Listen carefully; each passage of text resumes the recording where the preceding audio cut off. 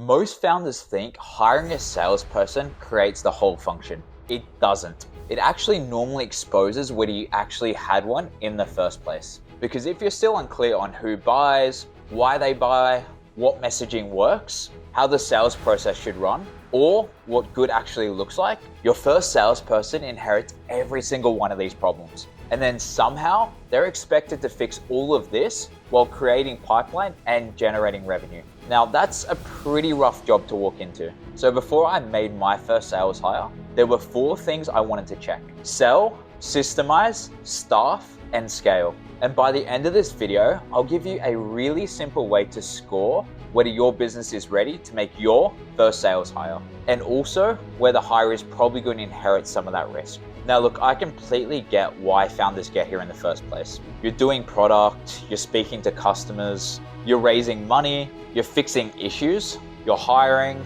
you're probably doing 100 things at 10 o'clock at night that you didn't think were actually going to be part of actually founding a company. And somehow inside all of that is sales. Maybe you've got like inconsistent pipeline, maybe you have inconsistent revenue, or maybe you're just sick of being the person who's doing every single sales conversation. So eventually the answer seems obvious, right? We need a salesperson. And I've seen this from 2 fairly different perspectives. In my day job, I've spent a lot of time hiring, onboarding, coaching, and working with salespeople. And with WakeMate, I'm also the founder on the other side of the equation who's creating the product, doing the marketing, sales, operations, and finance, all at the same time. And one thing that those 2 experiences have made really, really obvious to me is that hiring someone and building a sales function are 2 completely separate things. Your first salesperson should absolutely help improve the motion. They might even change huge parts of it, but there is a massive difference between asking somebody to improve something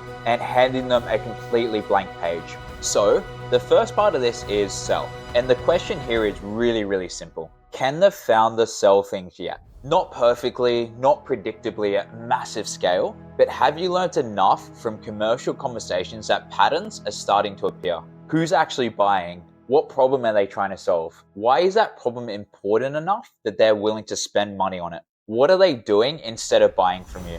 What messaging gets a response? What objections keep appearing? Why does one deal move and another deal dies? That's the stuff your first salesperson needs to be able to inherit. And that is one that we learned the really expensive way at WakeMate. And look, I'll probably tell the whole story in another video because it's probably one of the biggest mistakes we ever made. But we had plenty of positive feedback on the original product. People thought the concept was really, really cool. We believed in it, we raised money, we built, but positive behavior and actual buying feedback are 2 completely different things. And we hadn't learned enough yet about what would generally cause a writer to buy something. That distinction cost us a lot of money. So if you're fundamentally still figuring out who actually cares and who's going to buy, I'm not sure if a salesperson is going to solve that problem for you. That may actually just add an additional layer in between the learning that you desperately need. So really simple, right? The first check is, have we learned enough about selling this ourselves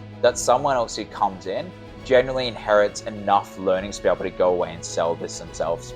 Number 2 is systemize. And this is where founders sometimes hear sales process. And this is where founders sometimes hear sales process and imagine something 60 pages of an enterprise playbook which documents absolutely everything, including the CRM, the Salesforce, the process. That's not what I'm talking about. Early stages will still be really, really lightweight, particularly when you're a lean startup. What I actually mean is, can another human being roughly follow what you've learned? Who should they target? How should they start conversations? What should happen in discovery phase? What does qualified actually mean? What are the basic deal stages that they move through? Where do you keep this information? What do you review after each week? Even something as simple as genuinely recording a few really good sales calls can be really, really helpful information. Because I feel like founders underestimate how much context lives in their head. You've been in every other customer conversation, right? You remember why the product exists.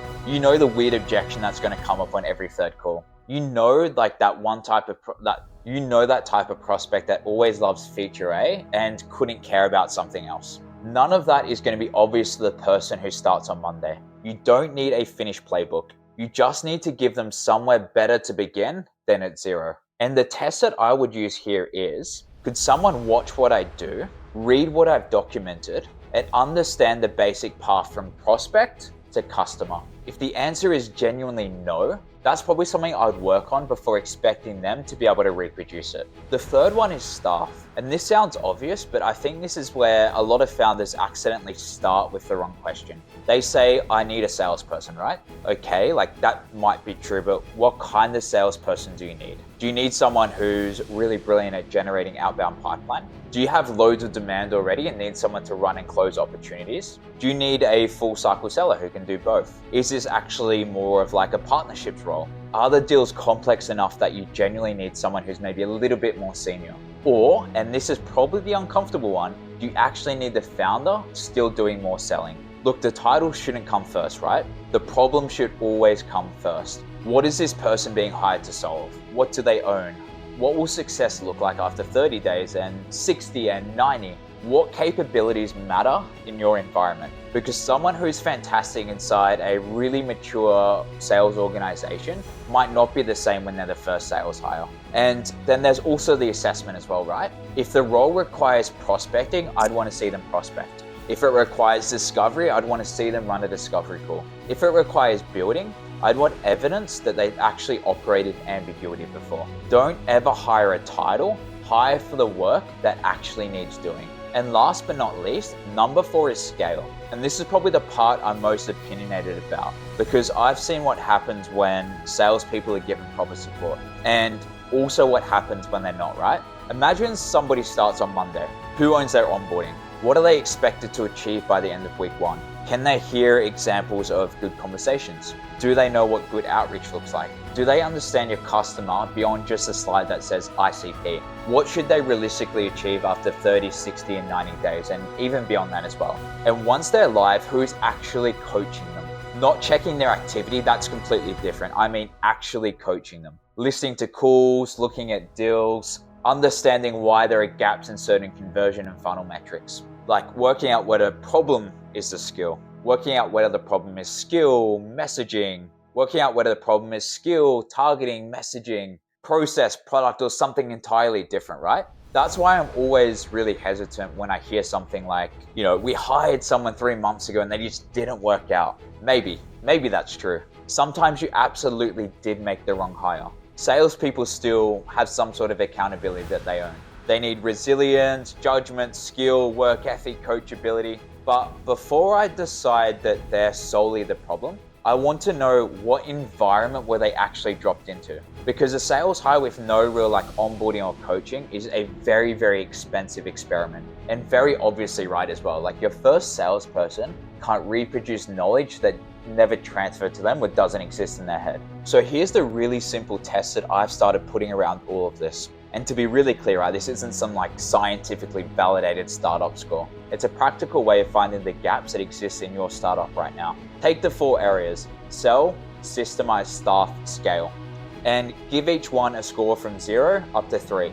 0 means it basically doesn't exist right now. 1 means that it exists informally, right? It's probably in someone's head, but it's really inconsistent or it's not documented anywhere. 2 means that it's reasonably defined and is used somewhat consistently. 3 means that it's documented, measured, and it is something that's being repeatedly improved upon as well. This will give you obviously a total out of 12, right? Now, I'm not saying if you don't score 12 that you're banned from hiring someone to join as your first sales hire. That would be a very ridiculous thing to say, right? Early stage companies, and I've been through this, are very, very messy. Your first salesperson is probably going to help to build parts of this with you. What I'm much more interested in are the zeros that currently exist, because anything that doesn't exist at the moment is most likely going to become your new sale hire's problem. So example, right? You have 0 on sell. They're going to be figuring out who actually wants the product.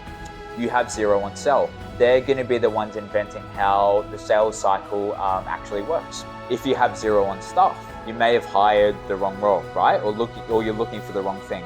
If you have 0 on scale, they're going to be largely left alone once they actually arrive into the org. That's where I would be looking into if I was you. Now, I don't think founders need a perfect sales organization before actually going out and hiring their first salesperson. That's not realistic at all.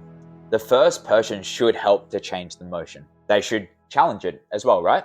They should probably improve things that you already felt were good or were just okay. But I do think they deserve to actually come in and inherit something. Like enough customer understanding that they're not coming in and just guessing things. Enough process that they aren't actually starting from zero. And it's going to be a role that actually matches what the company needs right now in its current growth stage. And it's going to be an environment where somebody is actually going to onboard and give them consistent coaching. Sell, systemize, staff, and scale. Now, I'm actually building a more detailed version of the Sales Function Readiness Scorecard at the moment. And over the next month, I'm speaking to a bunch of founders in Australia and New Zealand to actually pressure test this against what they're actually seeing in their current startup environment. So if you've already made your first sales hire, I'd really love to hear which of these 4 areas was less ready than you actually realized. Drop it in the comments below, because that's probably going to help make the next version of the framework considerably better.